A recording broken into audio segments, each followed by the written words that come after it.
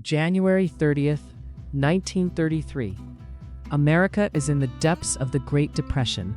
People are broke, scared, and desperate for escape. At a small Detroit radio station, a guy named George Trendle has a problem. His station is hemorrhaging money, and he needs a hit show, fast. So, he does what any desperate radio executive would do. He steals an idea, slaps a mask on it, and creates the most famous fictional cowboy in American history. George W. Trendle owned WXYZ Radio in Detroit, and it was not going well.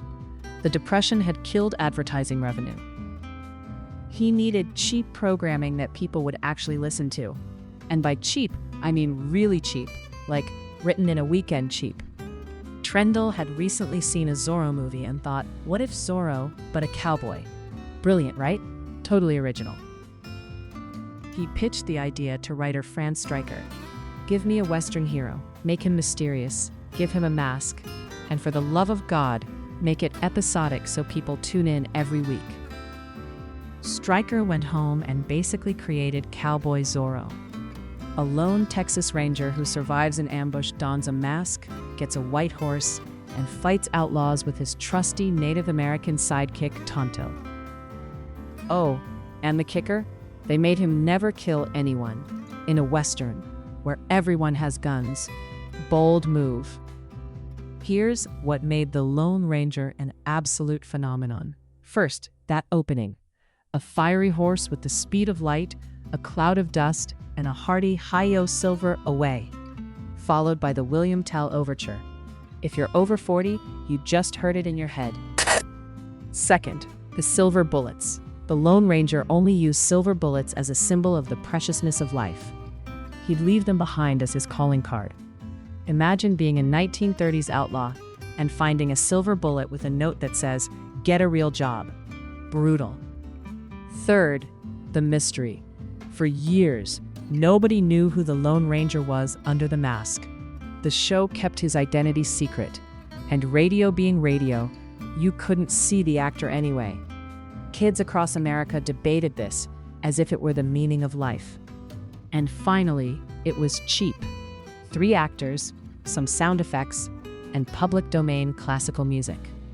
Trendle was making money hand over fist. The show was an instant hit. Within months, it was syndicated to stations nationwide.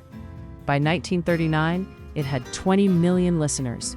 During the Depression. That's insane. Kids went absolutely bonkers. They bought Lone Ranger decoder rings, lunchboxes, toy guns, and yes, silver bullet replicas. Parents were spending money they didn't have on Lone Ranger merchandise. The merchandising empire was so successful that it essentially invented the modern toy licensing industry.